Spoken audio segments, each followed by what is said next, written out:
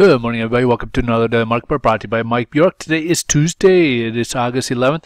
Hey, we got a bit of economic news to go over today. So we'll start off with the NFIB Small Business Index. This is the kind of confident index that kind of measures the confidence level on the small businesses. And the last reporting back in June had dipped down to 94.1 and it kind of rebounded slightly in July to 95.4. So that's good news. Now, we do like to see small businesses feeling confident because that represents the majority of jobs. It represents I believe I heard a number of as much as 65% of the U.S. jobs out there are provided by small businesses.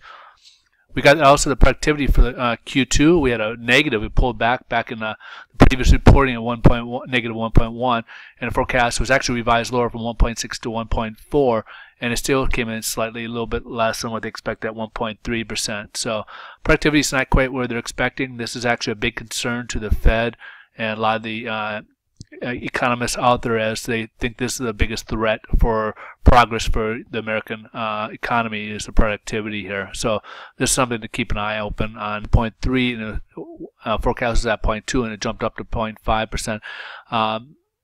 This is kind of inflation as the cost of employment goes up. It does go against the inflation. It gets passed on to consumers and stuff. Wholesale inventories, they're feeling a little bit better, as you can see. So back in May, it had a 0.6%, and the increase in inventories for the month of June. So that's a good sign for progress for where the economy is moving. But right now, the stock market is down, and a lot of it has to do with China, what they did today with their devaluation of the yuan overnight. So this kind of set a huge wave across the global markets rate today because they dropped about 2% to the U.S. dollar, which is the largest change in about over 20 years.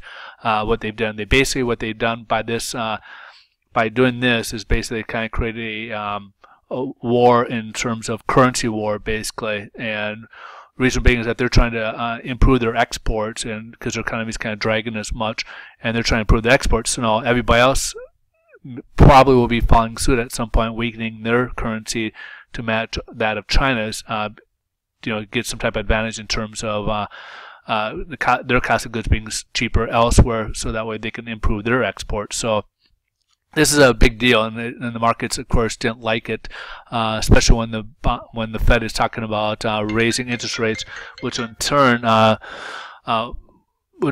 strengthen the dollar, which would make our exports even harder to increase. Also, a small little note here, Greece did receive their third bailout recently, so we haven't been hearing as much about Greece, but they did receive their third bailout here.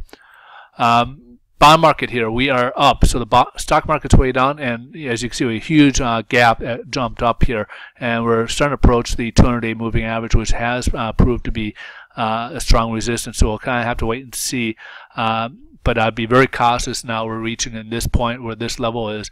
Be very cautious in here. So if you have any loans floating out there, I would definitely encourage to maybe start looking at locking at sometime soon. You can float, but be very cautious that it could go kind of push us back in the other direction here. All right, so you guys have a wonderful day. Thanks so much for watching. But today we had a nice, actually pretty big improvement in interest rates today as a result of China, the stock market pulling money out and putting it into the bond market. All right, have a wonderful day. Thanks so much for watching. We'll see you guys tomorrow. Take care.